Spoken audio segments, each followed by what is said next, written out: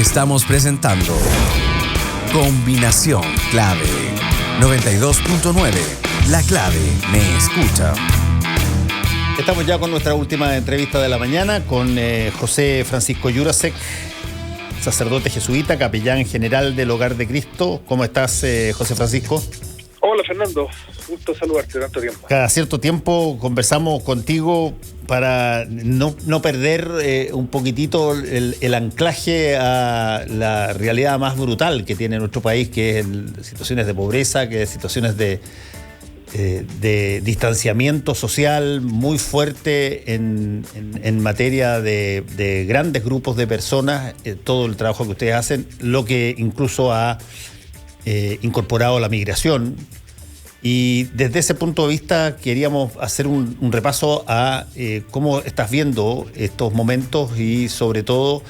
si es que hay algo, por ejemplo, que eventualmente pudiera ser parte de un futuro contenido en la Constitución al respecto. Bueno, es muy buena la pregunta y agradezco el cumplido como del anclaje en lo que ocurre. Mira, nosotros la semana pasada precisamente, no solo desde el Hogar de Cristo, sino que junto a otras 8 organizaciones, todas vinculadas de distinta manera a la Compañía de Jesús, presentamos a la Convención Constitucional un documento que se llama Constitución y Pobreza, y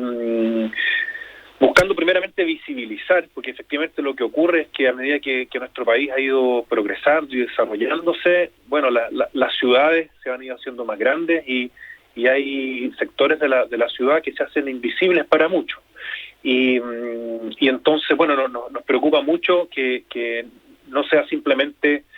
la voz del que grite más fuerte, el que esté presente en la Constitución o en general en las políticas públicas, sino que hay algunos grupos de la población que son particularmente marginalizados, invisibilizados y que nos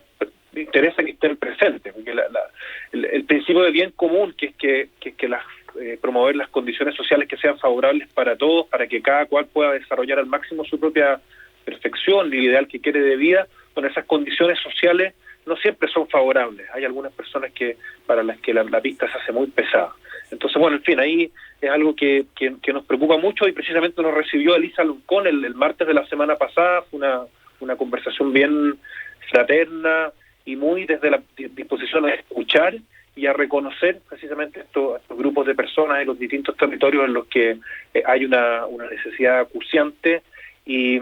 que de alguna manera al estar redactando un nuevo cuerpo constitucional que algunos han explicitado tendría que ser la casa que nos cobije a todos, bueno, nos preocupa particularmente algunos grupos dentro de los que vivimos en nuestro país. Desde ese punto de vista, por ejemplo, ¿cuáles son los temas que tienen rango constitucional eventualmente y que tienen que ver con, por ejemplo, situaciones de pobreza? La verdad que si uno se remite, por ejemplo, a los derechos humanos, nosotros hace un tiempo acuñamos la expresión de que la principal vulneración a los derechos humanos es la pobreza. Tú sabes que los derechos humanos, hay al menos 5 ciertos tipos de derechos humanos, los civiles y políticos, y que entran en la parte, por así decirlo, más bien dogmática de las constituciones, y después están los derechos sociales, económicos y culturales, que ha sido declarado que se van a ir alcanzando progresivamente a medida que el desarrollo lo permita, ¿cierto? Y entonces, bueno, la verdad que en cada uno de los ámbitos del bienestar cotidiano, salud, trabajo, ingreso, vivienda y territorio, educación, es posible entrar y hacer algunas declaraciones, ¿cierto?, que al menos nos señalen ciertos horizontes hacia los que debiéramos avanzar en nuestro país. Y particularmente también en lo que tiene que ver con los derechos migratorios, con el derecho del libre tránsito, resguardando, por cierto, el derecho que tienen los países de limitar la entrada, pero o que haya una casa ordenada, como se ha dicho, pero que en el fondo que haya un marco que permita que seamos acogedores. Ese es un tema que ha estado bien en la palestra. Nos han acusado a los jesuitas, al servicio jesuita migrantes particularmente, de poco menos de que no haya ninguna regla. Eso no es cierto, y creo que es posible, comparando también con otras constituciones de otros países. Eso también lo hace el documento, y ustedes las personas que nos escuchan pueden descargar desde la página web del Hogar de Cristo y desde todas las otras organizaciones conocer en profundidad, porque hay propuestas también de política comparada, incorporar algunas de estas dimensiones que Chile ya ha ratificado, al ratificar los derechos humanos y ratificar otra serie de tratados internacionales. De lo que se trata es de modernizar y actualizar nuestros cuerpos legales, institucionales, para que verdaderamente seamos como los países con los que nos gusta compararnos, que en general tienen una claridad y en el fondo que eso permite que las personas sepan a qué atenerse y puedan tener canales regulares para participar de la vida del país en propiedad, en todos sus derechos. Sí, bueno, hay varias cosas que ustedes han tratado de visibilizar en torno a la situación de pobreza. Una es literalmente visibilizar a aquellas personas que están en condiciones total y absolutamente distintas a buena parte de la población y que tienen necesidades básicas, desde dónde dormir hasta cómo comer. Y desde ese punto de vista, José Francisco, este documento, Constitución y Pobreza, que estoy viéndolo ahora, este documento, ¿a dónde apunta en términos de esa situación particular de ayuda a las personas que son más necesitadas? Porque hay varias formas. Una de ellas, por ejemplo, es facilitar las posibilidades de las instituciones que trabajan en eso, pero no estás resolviendo el problema, estás básicamente permitiendo que se trabaje en torno a la pobreza en condiciones mejores. ¿Qué tanto se puede ir a apuntar a las causas mismas que generan que haya mucha gente en condiciones muy vulnerables?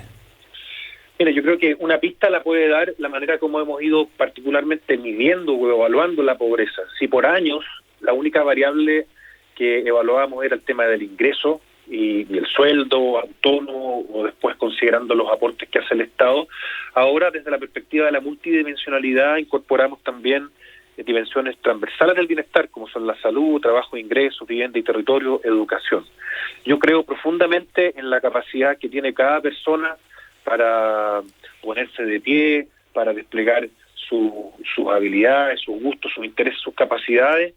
y la verdad es que en eso el Estado, las instituciones del Estado y también las organizaciones de la sociedad civil debieran estar más o menos armónicamente organizadas con una cierta eficiencia, ¿cierto? En el sentido de que los impuestos que recauda el Estado, que tienen un afán distributivo, contribuyan a que cada persona, particularmente las más débiles, las más vulnerables, puedan ponerse de pie por sí mismas. Y ahí herramientas como la educación, el empleo, el trabajo, la misma ciudad como mecanismo, ¿cierto?, de inclusión, o por el contrario, cuando está mal resuelto, mecanismos de exclusión, creo que son importantes de considerar. Y la verdad es que Chile ha progresado muchísimo en términos de reducción de la pobreza, aun cuando, claro, en razón de la pandemia nos pegamos un cierto retroceso, mucho menor que en otros países, pero eso, que nos sirva de consuelo. Pero vamos por una senda, íbamos por una senda más o menos buena, digamos, y creo que hay que profundizar, y a medida que se ha ido complejizando la sociedad, hay que complejizar también la mirada, complejizar los instrumentos, tiene que haber una mucha mejor coordinación interministerial, por ejemplo, y segundo, también nos interesa, parte del documento quiere mencionar el fortalecimiento que puede hacer el Estado a las organizaciones de la sociedad civil, que justamente trabajan en distintos territorios. Y cuando digo organizaciones de la sociedad civil, me refiero a las juntas de vecinos, a los clubes deportivos, y también a fundaciones, como el Hogar de Cristo, como Techo, como el Servicio de Ejército de Migrantes, que prestan un servicio a las personas más vulnerables en complementariedad con los servicios que ofrece el Estado. Sin la ayuda del Estado algunas cosas son imposibles. Pensemos lo que ocurrió en pandemia. Nosotros en el Hogar de Cristo tenemos residencias para personas mayores. Sin el apoyo de Senama o de los servicios de salud habría sido imposible enfrentar la pandemia, pero de parte del Estado creo que esta es la misma conciencia de decir, oye, sin la ayuda de algunas organizaciones de la sociedad civil que están presentes y que sostenidas por el aporte del Estado, que finalmente es el aporte de los impuestos de todos los ciudadanos, tampoco habríamos sido capaces. Esa necesidad mutua, tanto de los servicios del Estado como de las organizaciones de la sociedad civil, que destinando algunos recursos para implementar algunas políticas, vayan en ayuda a que las personas puedan ponerse de pie, las personas, las comunidades, las ciudades. Creo que eso es súper importante y estamos en un muy buen pie para soñar ese Chile del futuro que nos incluya a todos. Nadie sobra. Sí, estamos conversando con el capellán general del Hogar de Cristo, José Francisco Jurasek. Ahora, José Francisco, estamos viviendo un tiempo de esos que son como para libros de historia, así para pimponearlo y subrayarlo varias veces. En primer lugar, porque creo que estamos en un punto de, llamémoslo así, de tirantez ideológica muy fuerte, donde hay posiciones muy opuestas en determinadas cosas, a pesar de que hay una mayoría enorme porque se haga la nueva Constitución y se ha demostrado en todas las elecciones que han habido, pero hay una tensión emocional, sobre todo en la forma en que se ve el país, desde aquellos que consideran que recibir del Estado un bono no corresponde porque eso transforma a esa persona en alguien que va a estar siempre esperando una dádiva del Estado, hasta aquellos que consideran que solamente por la presencia violenta en pequeños restaurantes o en tiendas es la manera de expresar su desazón, y eso se está viviendo muy fuertemente hoy día, en medio del proceso probablemente civilizatorio más único que hemos tenido en la historia, que es la Convención Constitucional, que tiene sus propios problemas y, como lo has visto en la última semana, sí, tiene sus propias formas de generar imagen y confianza. Entonces, ¿cómo en este instante tan con la epidermis pero sensible se puede salir virtuosamente con materiales para, por ejemplo, tratar de no dejar abandonados a las personas que, bueno, están siempre abandonadas? Oye, bueno, esa es una pregunta súper difícil. Me gusta a mí la imagen de cuando hay que construir un puente. Cuando hay que construir un puente o cambiar un puente, tú no puedes hacerlo suspendiendo totalmente el tráfico. Tienes que tener alguna alternativa, porque una carretera que está con flujo para un lado y para el otro, digamos, si cortas el puente, digamos, salvo que cambias, hagas algo como lo de Chiloé, digamos que estás cambiando un sistema de barcaza por puente, pero tienes que mantener el flujo. Necesitamos ser capaces de conversar y de vislumbrar el Chile que anhelamos para el futuro, y al mismo tiempo, bueno, seguir trabajando. Hace 2 días nomás fue el aniversario 48 del golpe de Estado del año 73, y eso que hubo acá es un quiebre total a la conversación, a la democracia, y el comienzo de una dictadura que duró 17 años, puesto en un tránsito más o menos parecido de tensiones sociales y políticas fuertes. Hace 2 años hemos logrado, con no pocas tensiones, pero encauzarlas democráticamente a través de los mismos instrumentos que teníamos, y yo creo que eso es una cuestión novedosa en Chile. Hasta antes del 73 había habido más o menos cada 40 años un quiebre total. Eso es expresión de que, bueno, aquí por un lado Chile cambió, y que también hemos sido capaces de ir resolviendo nuestras diferencias ideológicas, políticas, en fin, de una manera civilizada, no exenta de tensiones y dificultades, y bueno, ahí está el plebiscito de salida para resolver, en fin. Yo tengo cierta confianza, espero que no sea ingenua, de que este proceso va a resultar en que algo sea mejor. Hay que saber combinar, ¿cierto?, en la perspectiva del desarrollo sostenible, al menos 3 grandes dimensiones, que es el económico, el social y el medioambiental. Y tal vez si por mucho tiempo en Chile priorizamos el desarrollo económico, y eso era digamos, lo único que mandataba y todo lo otro se subordinaba a eso. Hay que ahora equilibrar, porque el desarrollo social de Chile y el desarrollo también medioambiental, la perspectiva del cuidado del medio ambiente, aun cuando había algunos cambios, creo que también fue quedando atrás con las zonas de sacrificio, bueno, para qué decir en lo social, con las zonas de barrios críticos, barrios prioritarios, que también se les ha llamado a propósito de narcocultura en la ciudad, en fin. Creo que todas esas cuestiones que habíamos dejado un poquitito atrás explican en parte el estallido social del 2019, y tenemos que cuidarnos ahora de que con los ajustes institucionales y con los cambios que podemos hacer vayamos equilibrando un poquitito la balanza, y si eso implica hacer mayores esfuerzos en lo económico, bueno, creo que hay que hacerlo, digamos. Las cosas cuando son un poco más difíciles cuestan más, pero el esfuerzo finalmente logra que ese desarrollo y esa paz sea duradera, y eso es algo que creo que anhelamos todos los chilenos. Ahora, José Francisco, estamos hablando de un grupo de personas que generalmente son invisibles, digamos, en términos prácticos. No tienen voz que la represente en las institucionalidades clásicas, digamos, elegidas. Y desde ese punto de vista tienen un hándicap respecto de otros grupos o volúmenes de personas que participan y son gente que escoge personas para poder representarlo. Desde ese punto de vista, ¿tú has visto, por ejemplo, en las personas que normalmente ustedes trabajan con ellas, que hay interés en participar? Te lo pregunto por lo siguiente, porque una de las cosas que se dijo más importantes que pasaron en los últimos meses es que salió toda una nueva hornada, tanto etaria como de personas mayores, que no querían seguir de alguna forma impávidas a la vera del camino mientras veían cómo pasaban las cosas, sino que querían participar votando por la Convención Constitucional, querían participar en términos de que los tomaran en cuenta en sus territorios, etcétera. ¿Qué pasa con las personas que son las más vulnerables de todas y que viven en la pobreza, y que son muchas, en términos de eso, que probablemente tienen mucha más razón que otras para decir, mira, a mí no me ha cambiado la vida nunca nada, si voto o no voto, digamos? Por lo tanto, sí, pues.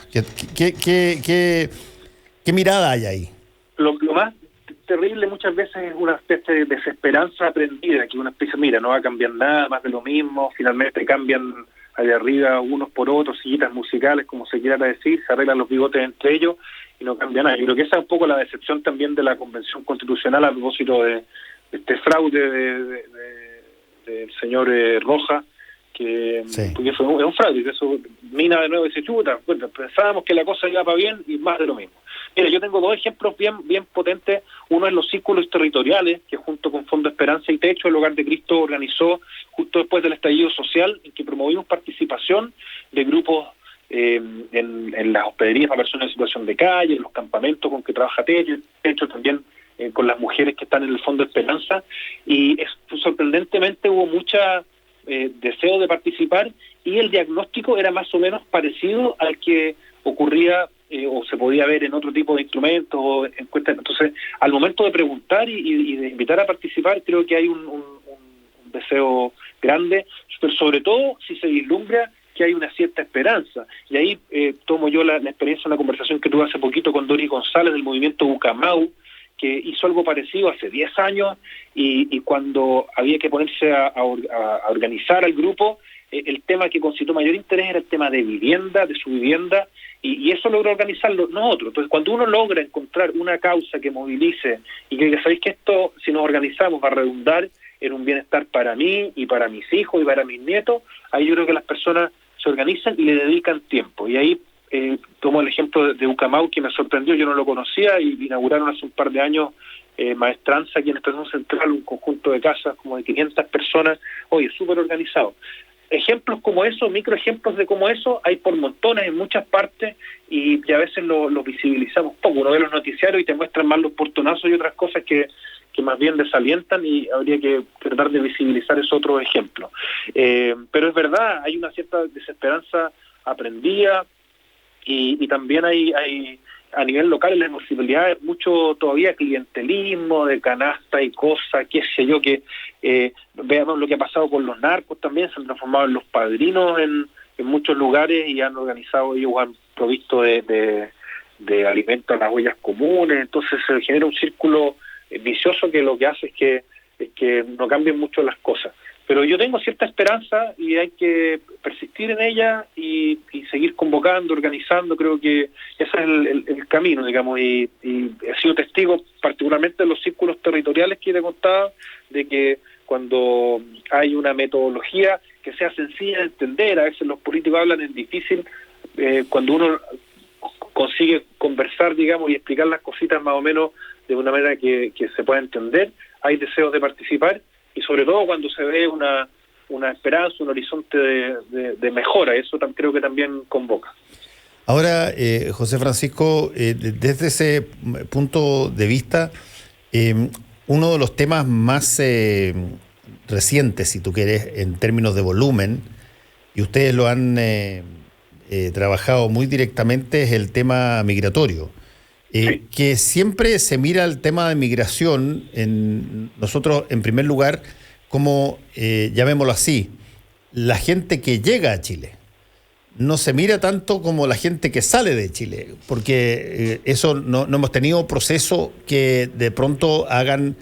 que mucha gente deba salir del país, como pasó en la época de la dictadura o como puede haber pasado mucho antes con catástrofes o situaciones que eventualmente obligaran a esa situación. Pero sí recibimos a mucha gente. Y eso es algo que, a tu juicio, nos ha cambiado algo. ¿Tenemos una mirada distinta al otro, al extranjero, al distinto, al de raza distinta, al que habla con sonsonetes que no son los nuestros, para bien o para mal? Bueno, yo vivo en Estación Central y mis vecinos son haitianos, y bueno, me cuesta entenderlo porque hablan en creole medio apurado, y los que atienden los negocios son haitianos, y en fin, creo que se está dando una realidad en muchos lugares y territorios en que se da mucha integración, particularmente a través de los jardines infantiles, los colegios, porque los niños tienen mucho menos rollo que los más grandes, y creo que ahí hay algo que está siendo virtuoso. También desde la conciencia de que hay ciertas pegas que los chilenos por distintas razones ya no quieren hacer, y entonces hay la mano de obra en nuestro país, de algunos servicios, en el campo, la agricultura, en la construcción, bueno, está lleno hoy día de migrantes, están haciendo un gran aporte, y creo que esa valoración creciente de ese aporte de personas que vienen con mucho empuje, miren lo que significa peregrinar por todo un continente, hay que tener ñeque, hay que tener ganas de venir, hay ganas de aportar. Entonces creo que hay una inmensa mayoría de los chilenos que es consciente de ese aporte. Yo estoy sorprendido la amabilidad con que a veces nos tratan mujeres o hombres, lo mismo, que atienden un negocio, una tienda, que es un cariño y una amabilidad que yo creo que nos está transformando. En las iglesias, Fernando, es bien increíble. Los católicos, los chilenos en Chile ya están un poquito más descreídos, y las iglesias están siendo llenadas de personas de Venezuela, de Colombia, que están aportando también con su religiosidad, y bueno, se están transformando en las iglesias como lugar de pertenencia de ellos. Cuando tú te has desarraigado y estás en otro lugar que no es el tuyo, vas buscando también ahí un lugar de pertenencia y de participación. Entonces creo que estamos transformando nuestra cultura. Hay una cuestión que es francamente racismo o aporofobia, que claro, cuando viene algún extranjero que viene con recursos y con estudios, viene de Europa de algún lado, lo miramos de una manera; cuando viene con una mano por delante y otra por detrás, lo miramos de otra. Pero creo que eso está cambiando también, y son muchos menos hoy día los que se van que los que llegan, aunque se paró un poquito el flujo migratorio en razón de la pandemia, pero creo que en general, salvo algunas situaciones, cierto, que son las que se amplifican, y yo lamento mucho, porque a veces te dicen, oye, banda de colombianos, no sé qué cosa, saltó no sé quién, está comprobado, y uno mira en las cárceles, las estadísticas, es más o menos la misma proporción de chilenos la proporción de las cárceles es más o menos parecida o mayor la de chilenos que la de extranjeros, así que eso está repartido más o menos parejito, digamos, y estoy de acuerdo yo con que a las personas que delinquen, que son extranjeras, hay que evidentemente expulsarlas, en fin, eso es una cosa que se nos reprocha, creo que eso no hay ninguna duda, pero la inmensa mayoría de los migrantes que vienen a nuestro país son gente de esfuerzo, de trabajo, y creo que eso está transformando nuestra cultura para bien, así que no hay que solo celebrar el 18, sino que también aprenderse todas las otras fiestas de nuestros países latinoamericanos que están participando de la vida de nuestro país. José Francisco Jurasek, capellán general del Hogar de Cristo, muchas gracias por haber estado con nosotros de nuevo, que te vaya muy bien. Gracias, un gusto, Fernando, saludos a todas las personas que nos escuchan. A todos ustedes, nos encontramos mañana y en un ratito más en Metrópolis. Chao. Combinación clave. Opinión y análisis de las noticias de la jornada. Quédate con nosotros. En minutos nos movemos al espacio indicado para la innovación, las ideas y el emprendimiento, junto a María Elena Dresen y Roca Balbuena. Ya viene Emprender es Clave.